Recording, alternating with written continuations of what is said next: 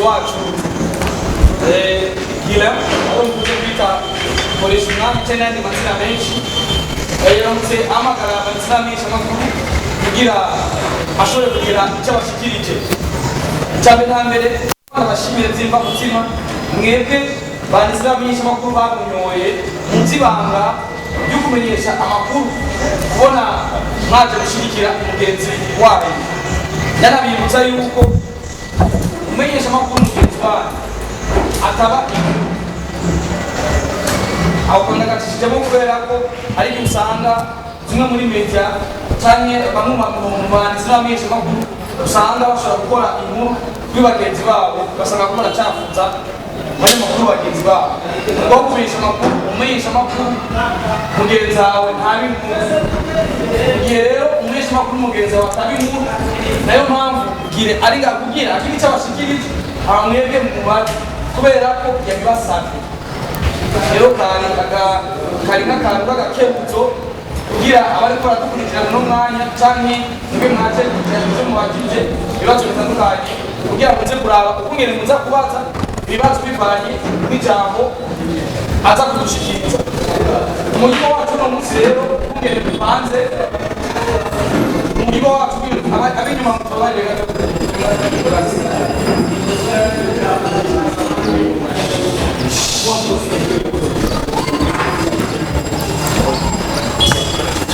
umugigo wacu rero kumwe mupanze uno munsi koresha umwanya muramuzi ivyakora murabizi ndazi ko mubizi kumurusha ariko nibaze neza ko tutabizi kumurusha reka rero tumuhe umwanya atuyagire icyatumye dukorana ngaho muri kino kibanza inyuma yo kutubwira icyatumye dukoranira hano muri kino kibanza nawe natwe n'abamenyesha amakuru turaheza dufata ijambo duheze tubaze ibibazo bitandukanye ariko tuza kubaza ibibazo bivanye n'ibyo zo kutuyagira ibiri inyuma y'ibyo koresha umwanya naza kuzishura murakoze banyakubahwa bamenyesha amakuru bagenzanje banditsi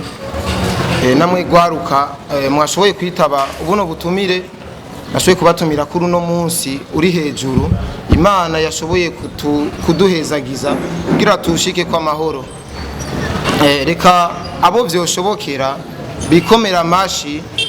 menshi cyane kuko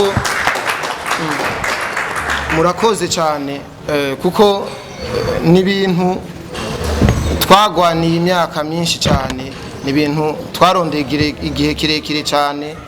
haho umuntu ashobora kwicara imbere y'abanyakubaha nka mwebwe ukungene mungana arabonduta imyaka n'abanduta imyaka ariko si ikintu cyoroshe cyane gukoranya abantu nka mwebwe kugira bumve kiva mu kanwa k'umuntu ni byinshi mubona ni byinshi dukora mukabibona ariko si bose bafite umutima wo kwicara ngo bakurikirane umuntu ibyo agomba kuba yagira aho rero ibyo ndabishimira imana cyane ndanabashimira cyane bimwe by'imva mutima icyambere nobanza kubamenyesha nuko koresha umwanya ashobora kuba yibarutse ikinyamakuru nawe agiye muri nombre mu gitigiri cyo kimwe mu binyamakuru bigize iki gihugu cyacu cy'u Burundi ibinyamakuru ni byinshi ariko ni byiza yuko vyoba byinshi bifise akamaro bifise n'icyo bimariye ababikurikirana rero na jewe ndafise impano ko narayisanzemo ni nayo mpamvu navuze nti reka mfata akaryo keza na jewe nshobore gushinga icyo kinyamakuru kiza cuhira ku bindi binyamakuru ngaho iwacu Burundi aho rero iki kinyamakuru rero nashinze mu bisanzwe sije nagishinze n'abantu badukurikirana bo mukunze kwita abafana nibo bakiremye nibo bakigize kuko nibo batumye twicaye ngano kuri no saha kuko ata abantu badukurikirana ntidushobora kuronka ivyo tubahereza kuko twocikana intege tukabiheba. Rero abantu bose bazi yuko badukurikirana bakunda ibikorwa tuba dukora, ndabashimiye cyane kuko nibo badutera intege, nibo batuma twicara ngaha tukayaga mukamenya ibiriko kungena ibintu biriko biragenda. Rero jewe koresha umwanya novuga yuko navyawe n'ikinyamakuru Waka Light TV ni naco benshi bamenyeyemwo cyane, ariko inyuma imbere yuko nja mu kinyamakuru Waka Light TV hari ibindi binyamakuru nakoreyeko bivanye n'ukungene nabikorerako, swate ku ma Facebook page ndetse no kuri kamera kuri ku ma microphone, mfata ma microphone nkora. Ico naco ni kinyamakuru citwa Flip GTV, ni naco camvyaye, sinzi ko cashitse ngaha ariko ndazi cashitse kuko naratanze ubutumire kandi bwarashitse. Rero reka ndabayagire gatoyi kimwe mu bintu benshi mushobora kuba mukeneye kumenya kuri jewe, impamvu kwanza nicaye ngaha ndasigura bimwe muri bikeyi no ushobora kuba nibukira hafi, ariko namwe murafise ivyo muza kumbazako. Rero jewe koresha umwanya ndi umuntu nk'abandi kandi si ndumwiranda cyane, ndafise amakosa nakoze ndetse nandi makosa nzobandanya nkora, ariko ndafise n'ivyiza nakoze ndetse n'ibindi vyiza ngiye kubandanya nkora. Ico gisigura neza yuko ndi umuntu ndageragezwa kuko mfise umutima nk'uw'abandi bafise. Aha kuri ino sindazi nta mwiranda ariho, ivyo vyama vyavuzwe cyane. Jewe nkora mu kinyamakuru Waka Light TV narakoze amakosa, ariko narakoze n'ivyiza vyinshi kuko naritanze uko nshoboye kose, naritanze n'inguvu zanje zose, nariyimye narinize kugira mbone neza yuko ahantu ndiko ndakura gafu na jewe nakinjija ko gafu. Sinzi ko muri ko murantahura, nakoranye inguvu kugira aho ndiko ndakura gafu kugira nakone karo nabone baronka ko gafu. Ivyo bintu byaranyankanishije n'abantu benshi, hari abantu benshi banyanse, hari abantu benshi bangiriye nabi, bashatse kungirira nabi cyane bivanye n'ubwo buryo ndiko ndarondera mwako gafu, ariko nta kigira intango ngo kiburi iherezo, kandi akazi gatangwe burya kaba gaheze. Jewe koresha umwanya narategetswe gukora ikiganiro muri Waka Light TV, ndavuga ati nakoze vyinshi kintaco nkora, niyumva muri jewe ntogikora iki kintu, bica bitera ikibazo. Bimaze gutera ikibazo naje bivanye n'ukungene nariko ndiyumvamo, ndavuga ati rero ni vyiza yuko twobandanya dukora twumvikana, kora iki niyumva ntameze neza sawa ndindire, ariko ntivyakunze yuko bantahura neza ati ko yanse reka tureke peut-être jazobikora. Ndibaza muri ko murantahura bukebuke. Rero jeje ndashikiriza ati jewe ko mwanse kuntahura, reka tuhagarike, reka tuvyihoze ibi bintu kuko abantu umuntu wese ngaha afise defo yiwe. Je mfise defo yo kuduza ishavu hakiri kare, niyo defo no bafise. Unkoreye akantu birananira kwitampuri, ubwo nyene birananira kwishira mu kibanza neza ngo ndacakira ico kintu. Ndavuga ati rero hako ryasha vuga ndihava riduga gatoyi ugasanga ibintu vyinshi birononekaye, reka manika amaboko hejuru, reka nisabire foyi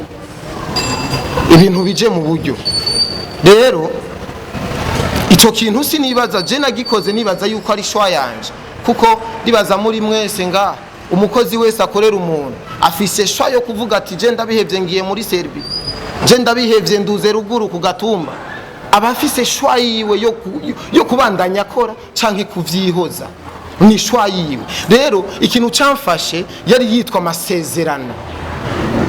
Amasezerano twa dufitaniye, ndavuga ati nta kibazo, amasezerano ndayazi kuko buri munsi uko kwezi gutasha nama ndaba amasezerano narayasoma, nkavuga ati amasezerano ni sawa, aya masezerano ni bon kabisa. Ni nayo mpamvu navuze ati je ndamanitse amaboko kuko nari nzi neza ko amasezerano ndayazi. Ayo masezerano hari amafaranga wategezwa kuriha amafaranga angana nk'umuriyoni w'amarundi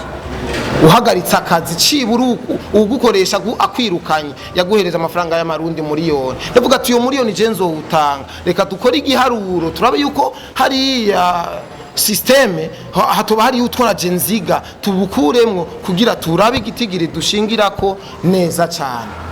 je ndabifata turaharura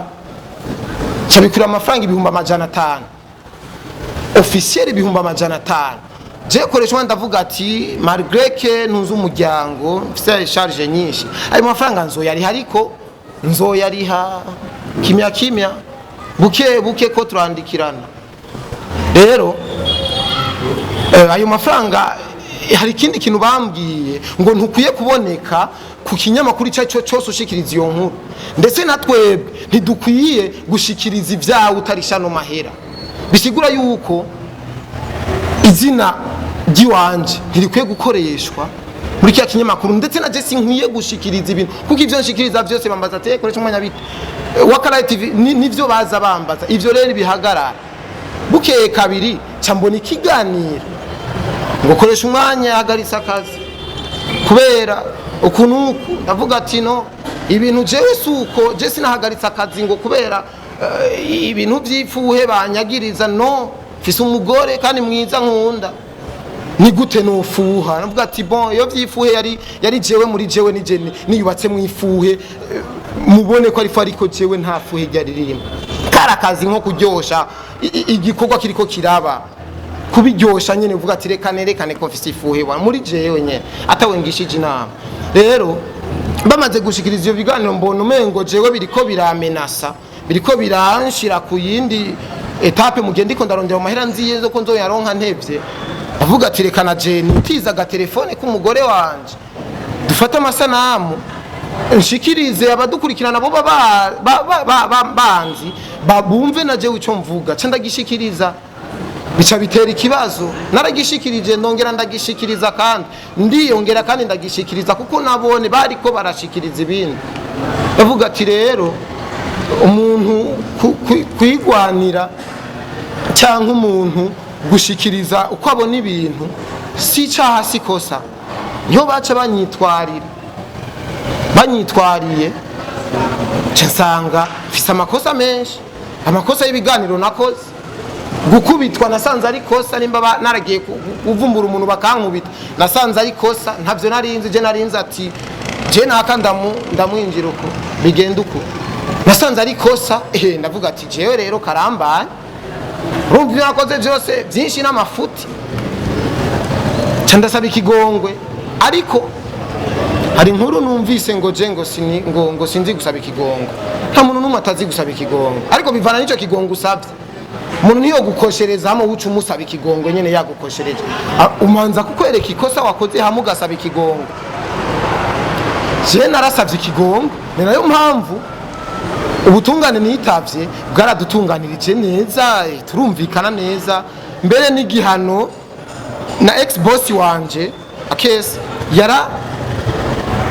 yaravuze ati sawa reka tubigenze uko ni bon aranaryoherwa tuva hariya mu butungane turyohewe twese tubandanya tuyaga ubucuti burabandanya ndanamushimira kuko n'umuvyeyi mwiza vraiment kuko ukungene aho yaramfise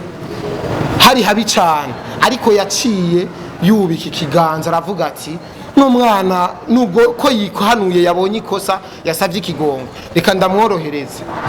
caranyorohereza ariko iki kinyamakuru cari camaze kuremwa n'abafana bari babonye bijya biganiro nashize ko baravuga ati koresha umwanya none ntiwobandanya turyohereza ngaha nyene na hari ababandanye baturyohera mube benshi muturyohere ku mpande nyinshi ce ndumvira abafana nkuko namwese ndazi ngaha mukora ibintu kubwa abafana ndabaryohera abafana ndavuga ati sawa nzokwikubita ku biti no ku mabuye ndabikore rero reka rero nkore mu buryo bwanje nshoboye mu mafaranga twumvikanye yo sensa hari yongereye kwigi ibihumbi 100 biba 600,000 ndayemera kuyara mvuga ati nzoriha inusu kunuku sawa ubu rero turiko turavugana namwe bwigitumye nicaye ngaha nararisha inusu ni nayo mpamvu aca mu burenganzira ati tangura kuvuguta rero ideni ntiriheza ariko nzoribandanya, ariko ubu mfite uburenganzira bwo gukora. Ubu ndiko ndakora, niyo mpamvu ku rubuga rwanje gwakoresha umwanya media ibiganiro biriko je ndiko ndakora, ndetse n'ivyo nakoze biriko birajako. Rero iyikoresha umwanya media rero mu ncamake navuga ko yaremwe n'abafana badukurikira, nibo banteye intege ati kora turi nyuma yawe, nimba barampenze kora turi nyuma yawe, mu nyuma bazoce bankweba, nzobibona, nzoba mbonye yuko bampemukiye, ariko nibo baremye iki kinyamakuru, nibo banteye intege, ndanabashimira cyane. Sinaseza amafaranga ngo ngure kamera, ngure iki, nta kamera mfise, telefone yanjye iri muri mwebwe nyene, telefone iri muri mwebwe nyene ngaha iri kirakora, ariko bitabuze yuko nshobora kwisopa nkakotesha kamera kimya nkakora mukaryoherwa. Rero icyo ndabasaba muri bamenyesha makuru bagenzanje, mwebwe bantu b'Imana, dushigikirane, dukundane nivyo bizodushikana ku ndoto zacu. Ego mu ncamake nivyo, koresha umwanya media ubu uve ku mbuga zose, ubu turashobora gutangura gukora. Nongera ndabashimira kandi mwe mwaje vraiment, sinari niteze ibi, sinari ndavyiteze, ari nzi yuko haza abantu babiri canke batatu. Rero ariko hari ikintu kimwe, mbere yuko ndaba uburenganzira bwo kubaza ibibazo, hari ikintu kimwe ngomba kubashikiriza. Burya twaje muri aka gakino, muri no game hari abantu twarabiye ko turabona ati abantu bariko barakora. Nuvuga neza yuko uyu muvyeyi yanyibarutse jewe,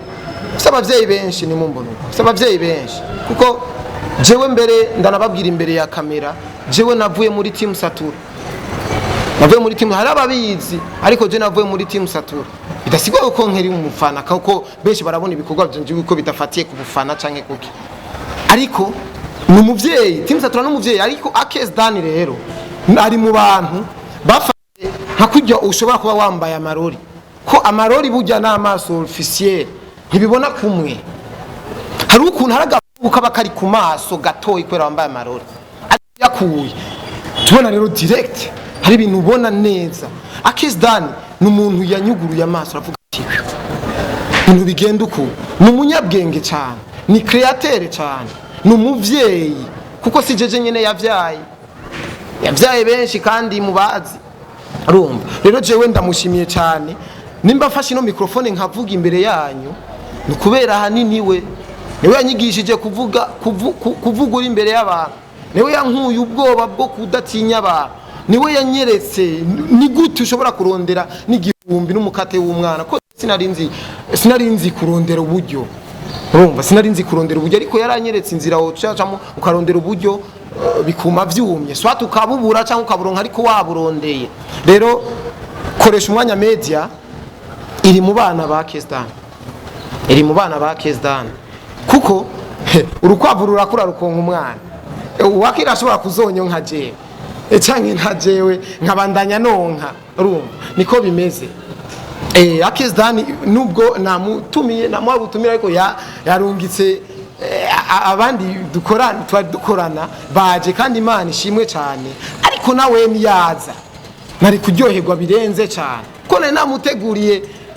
gift, namuteguriye surprise, haraga surprise nari namuteguriye, ariko nzokamushira, ariko iyaza vyari kuryoha cyane, vyari kunjohera cyane. Ariko ndibaza yafatiriwe na byinshi, uri responsable, ufatiriwe na byinshi. Reka ndike kubicisha amajambo mu bisanzwe. Murakoze cyane, mwakoze cyane murakoze cyane. Ego banyakubahwa, nari nakibagiye gatoyi, ariko turi kumenga n'umuvyeyi wanje, ntabwo ari manager wanje, ntabwo ari CEO wanje, n'umuvyeyi wanje adushigikira mu bikorwa byacu. Uyu n'umuvyeyi muri bake bashobora kugushigikira uje imbere ya kamera, uja kuvumbura abantu bariko bya bintu dora tubasangamo. Urumva no muvyeyi bake ashobora kubigushigikira. N'umuvyeyi wanje mu bisanzwe niwe mufana wa hambere n'uwa kabiri, kuko afite na telefone nini ya Android nyene, arakunda YouTube cyane. Ego uyu ni petit frère, ni mutoyi wanje, asa na Landry promoter. Twe twavutse mu ntambara, bavutse inyuma, twavutse mu ntambara, aba bavutse inyuma y'intambara cyo kima bagize inzobe babaye beza gusumbya twebwe rero uyu ni Petit Frere ni umukameramani akora ibintu byinshi n'ibintu by'ubuhinga ino ko jewe ibintu by'ubuhinga byinshi navyo nzi rero uyu niwe tugiye guza turakorana nka kameramani nyuma ya kamera nahora nkorana n'umugore wa Ndero yahora afata system ariko ubu ni Pax Alaba yitwa Pax Alaba rero niwe tugiye kuza turakorana Pax gira icyo gato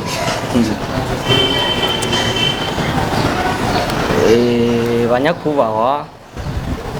bona mwebwe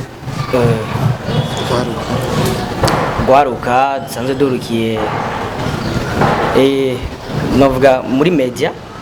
mu mpingo zose za art mu mico kama y'igihugu cyacu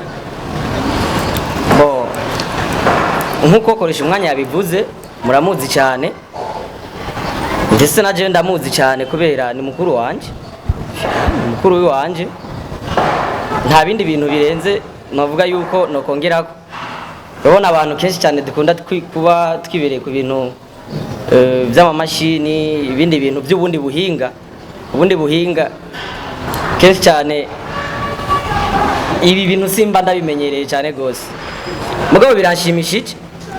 birashimishije kubera nindi intambwe iza igukura hamwe igushira handi bon turabashimiye kuba twitabiri ego hanini nibazaje ko ari ivyo novuga murakoze bazanye ariko nagomba kubibutsa yuko umumenyesha makuru mugenzawe ntabinkuru agomba ndakabibutsa ntabinkuru ariko uyu ubona ko yaduhamagaye kugira tumubaze rero turabe iduturire ya ahubwo twubake kugira bishobora neza ko n'umuvandimwe we ndazi mwakoranye byinshi ibibazo bibiri bigatuma twese twakira neza frère kwandi nabo yundi yandika frère inyuma frère kwandi tugenda kugira mu stop ndio tufisi tanda hapo ya tutakia tugende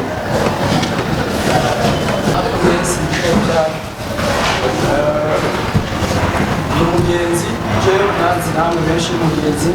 cyambere tunda kubera ko ni bose n'urukundo twubatse ndashimira kandi nibyo banditse mu byavuze ngo ni duturire nta mpamvu muherera kuri iri jambo ibyo mupfa ntaje sibyo nisunga ko sinshaka no kumenya kanini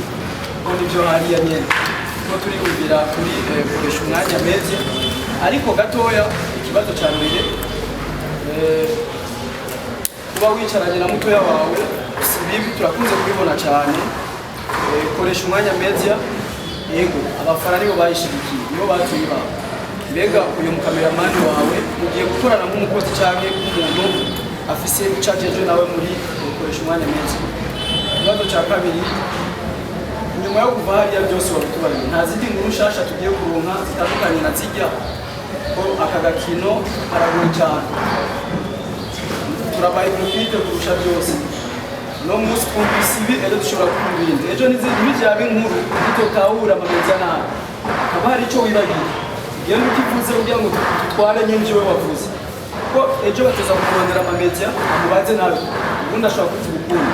nyamukuru wamushimiye kandi niwibagira kumushimira ndibaza niba nzi kuratsa ariko kandi nagakino ngo gukubitwa kwawe byabaye amakosa aho ugiye gukora ni wawe uragiye kubandanya rya kosa ryo gukubitwa cyangwa ugiye kuri nyine urihagarika mbe ntibyaba ngombwa ko n'ibyariro biri kubera ko utakubiswe cyangwa amafarasi 10 kubera utakubiswe bizogenda gute urakoze cyane ndashimiye cyane abantu baba bari ngaha nkongera nkashimira nakoresha umwanya kubona yo ushobora kuduhamagaza koresha umwanya n'umwe twaba twarerewe mu ntoki zimwe n'umubyeyi umwe nibaze ko hariho byinshi yoba yashoboye kumfasha ariko ikibazo canje ca mbere yashoboye kuvuga ngo gukubitwa ngo cyaye gufuha ngo byari bimwe mu kuryosha akazi kanje novuga agakino kanje ubwo koresha umwanya hari abantu benshi bari bamukunda akaragwana akaragira nubwo system yuko yoba ashoboye kuyihagarika hama ikindi kintu mbega koresha umwanya media ije guhindura iki ku yandi ma television nihe news ije gutanga kuruta ayandi ma news ya ikarakogo ukorera hehe nk'abandi CEO wa Motivation Plus Media akaba ari televiziyo yiwanje. sawa murakoze. Ndi urakoze ama bon uyu Paxe